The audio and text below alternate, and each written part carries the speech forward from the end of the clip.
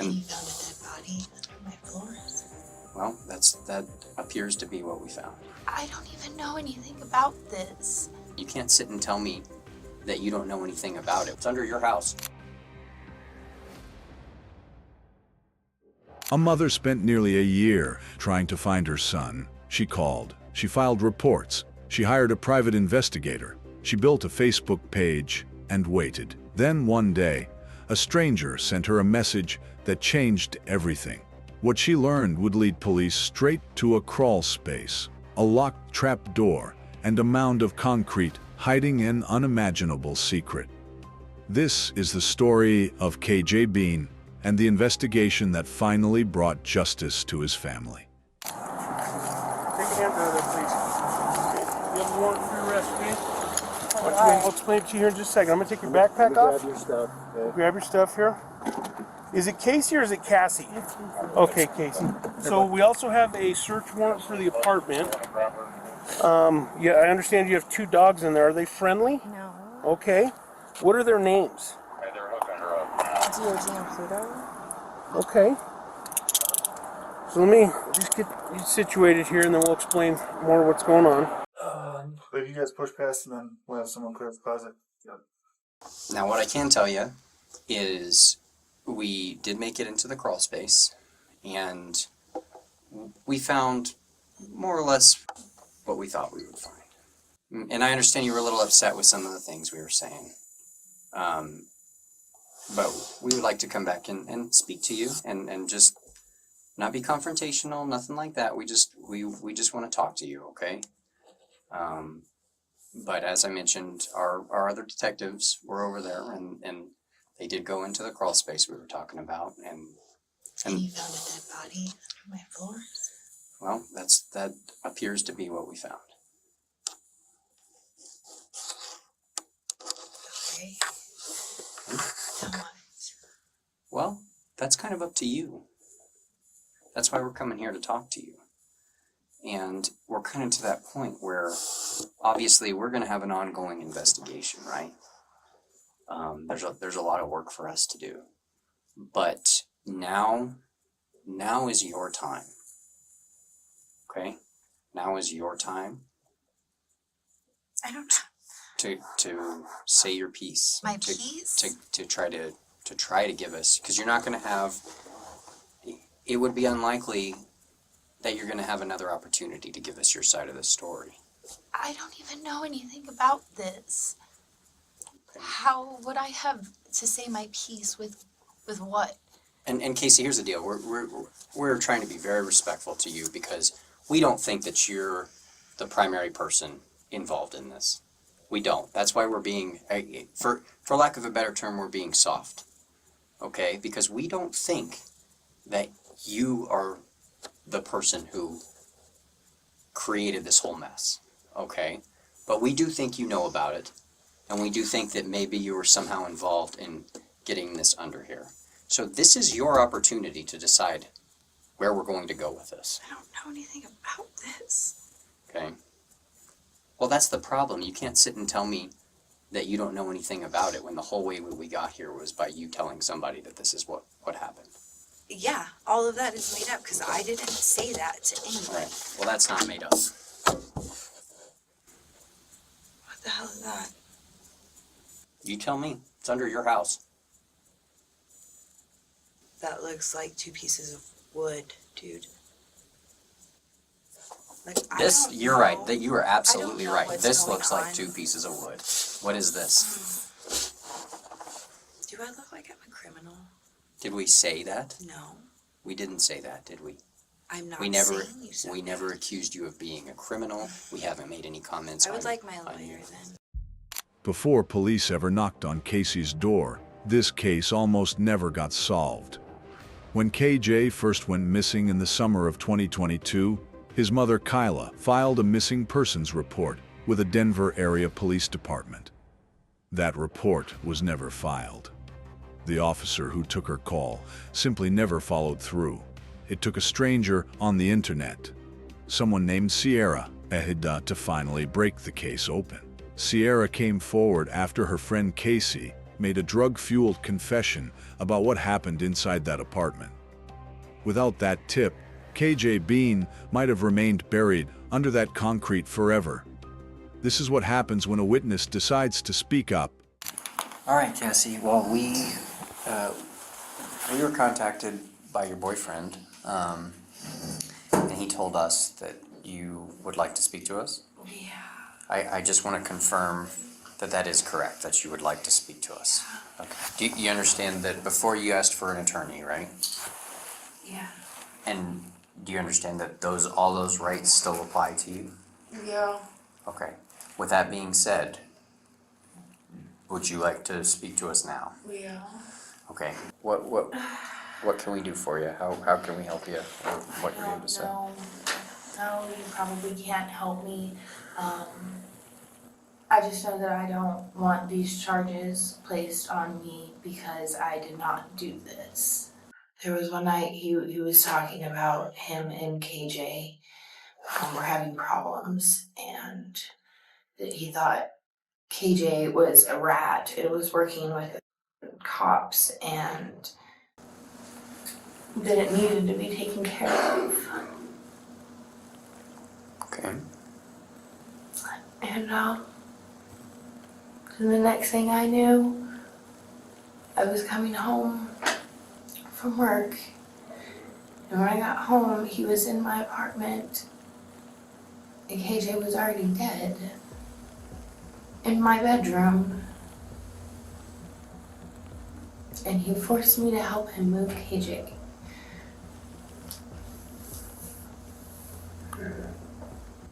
I'm sure this is very difficult for you. No, I don't. Do you know what had happened? No. I know I seen a bag over KJ's head. What kind of bag? I don't know, it's just a bag. It's the white bags. Like a white plastic sack? Yeah, I don't know, like a white Walmart bag, dude. Like a grocery type bag? Okay. You know,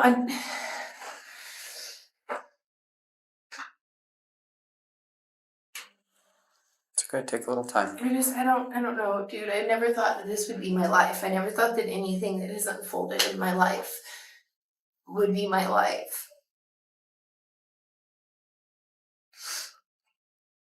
But it is. And it's all from a man that I just should have stayed far, far away from. Are we talking about Leroy? Yeah. And I hate to kind of come back to something really traumatic, but let's talk about, you say Leroy made you help move KJ down under I there. couldn't move him by himself. Okay, I told him I didn't want to. okay. I tried to leave. He grabbed my arm. So did you guys pick him up and put him down there? He forced me to drag him. Drag him? Was there blood anywhere?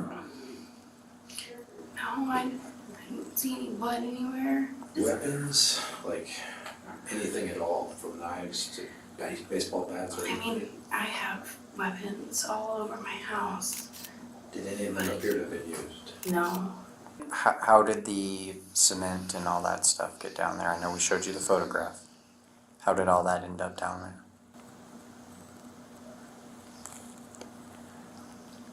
Because he thought it would be smart to cover him in cement. Leroy did? Yeah. And how long did that take? Did he go and do that night? Or that day? Did he do it over the course of a few days?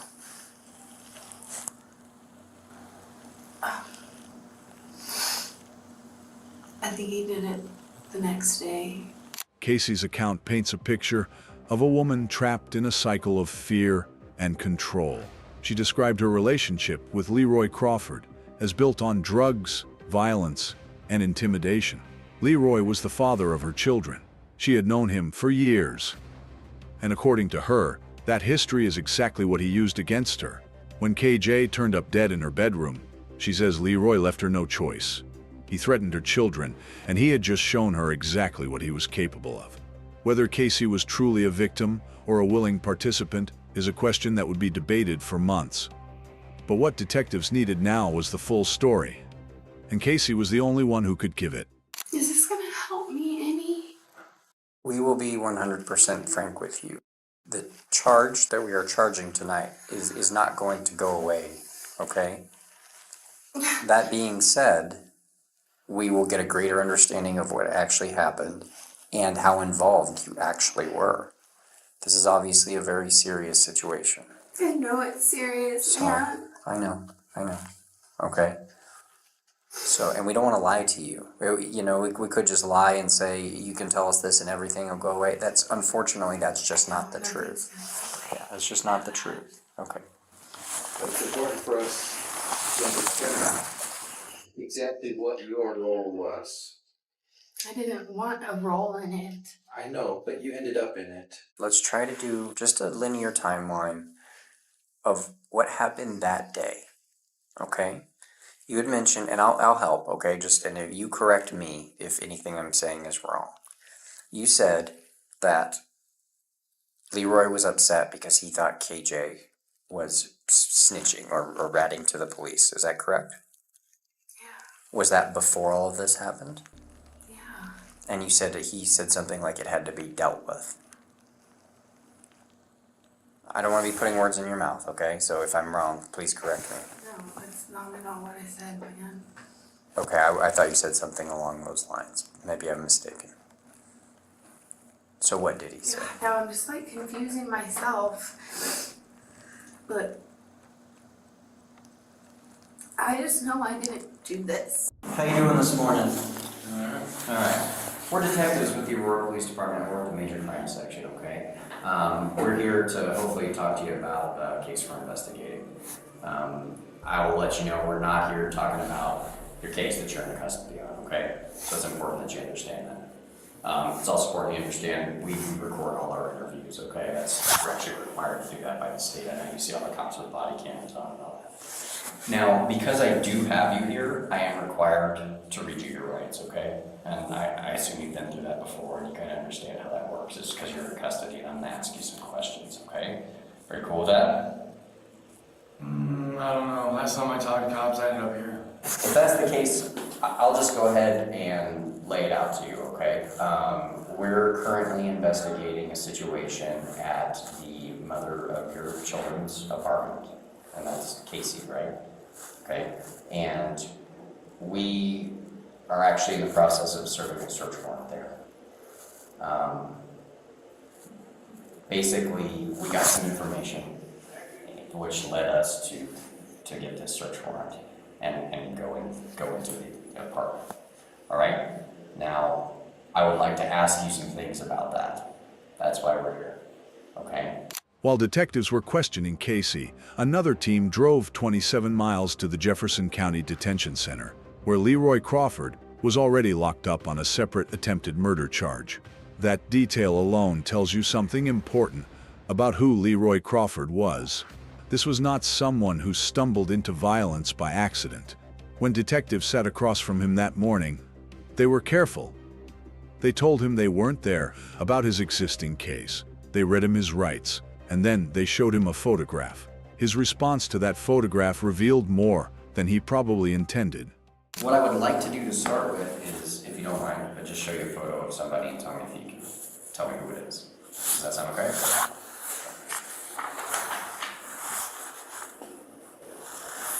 Yeah, I know this. Okay, who is it? It's KJ. KJ? Who is KJ to you?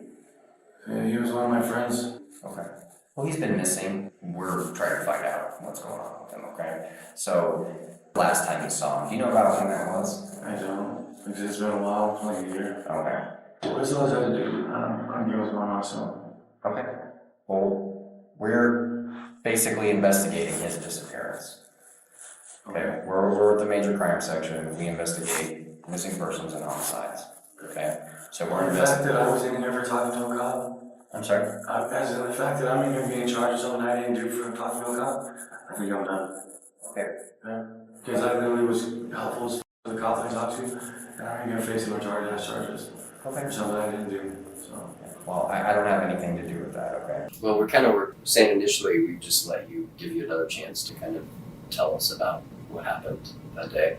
And then from there, we can ask some more questions. I don't remember why KJ was coming over that evening. All I really remember is that Leroy had a 9mm on him. And he pointed it at me and he said I was going to do what he said. So Leroy pointed a gun at you, Yeah. the 9mm, Yeah. and said, "You're going to do what he She says." never answered the door. Okay. So you answered the door for KJ. Yeah, he told me to bring KJ inside. Okay. Was Leroy hiding? Was he in the back? Was he? No, he was hiding around the corner. They entered through my back door. Understood. So Leroy's hiding here. All right, and then KJ comes in this sliding door. Yeah, he told me to let him in and to lock the door behind him. Okay. And then what? And I brought KJ in, I'm pretty sure. I'm just like, hey, do you want to smoke? And that's when I walked past Leroy, and Leroy had my 20 gauge in his hand. Okay, so now at this point he doesn't have He didn't have the 9mm Yeah. anymore. He's got a 20 He had gauge no shotgun. shotgun. And it was, remind me, that was also in the apartment, wasn't it? Because that was mine. He brought KJ back, told him not to do anything stupid, and told him to get out of his hands and eat. So he's pointing the gun at KJ. Okay, and what is KJ doing when he's doing it? Kind of just standing there, and Leroy walked around and got behind him in the living room and told him to come back in the bedroom. And is that your bedroom? The one that's all the way at the end of the hall? Okay. And I know this is probably really hard, okay? But after they went into the back bedroom, then what?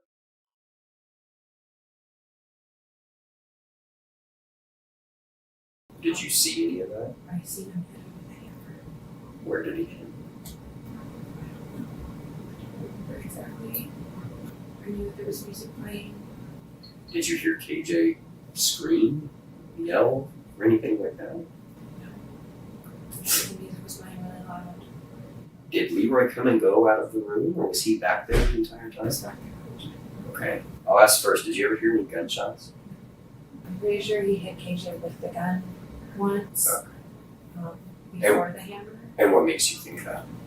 I just remember that. Okay. So you saw that. I'm pretty sure, yeah. Like I said, obviously, I was really high. Do you recall what kind of things he was saying? I think he was trying to get out of him. The KJ was working with the fence. Okay.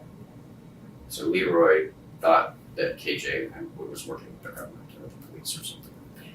KJ Bean and Leroy Crawford had once been close enough that KJ's kids called him Uncle Carl. They ran in the same circles, they got arrested together, and they trusted each other. Or so KJ thought. That all changed when Leroy became convinced KJ had spoken to law enforcement. In Leroy's world, that was an unforgivable act. What followed was hours of torture inside Casey's bedroom while her children were due home from school. Casey says she sat in that apartment while it happened, too afraid to run and too afraid to call for help. What she witnessed next would stay with her for the rest of her life.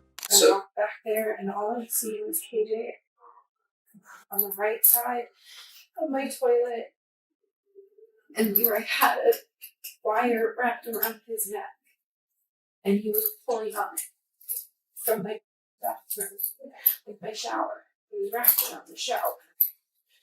Okay, so KJ is being pulled around the neck with this wire, and that wire is wrapped around the shower head, the shower curtain, shower door. Okay. So at that point, did KJ look like he was still alive?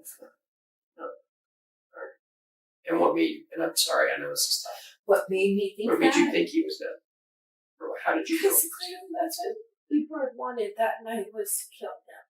He just killed his best friend. I was pretty scared. I was scared for my life. And he's sitting there telling me he's going to rape me. And all I'm thinking about is my children are about to wake up, and he's making me clean up blood from his best friend. So I was pretty scared. So now KJ is under the crawl space, and you said Leroy left and didn't come back for I think initially you said a couple days. How long do you think it was? I really can't remember.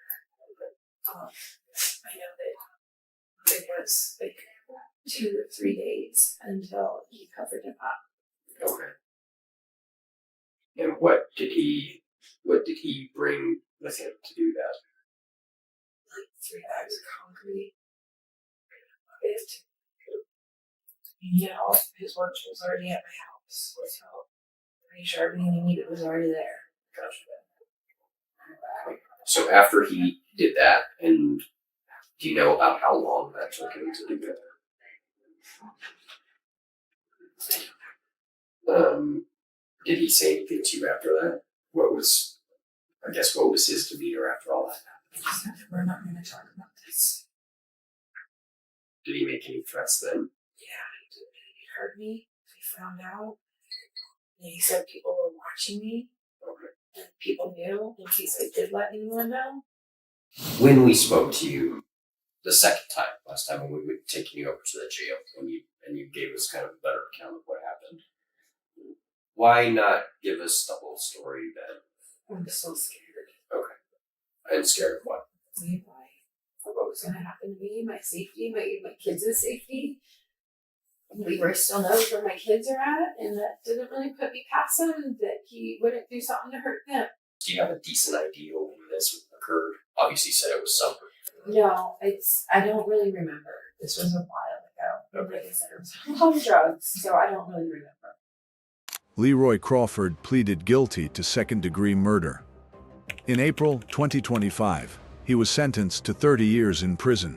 Casey Bach pleaded guilty to being an accessory to a crime. She received a deferred judgment and was released from custody.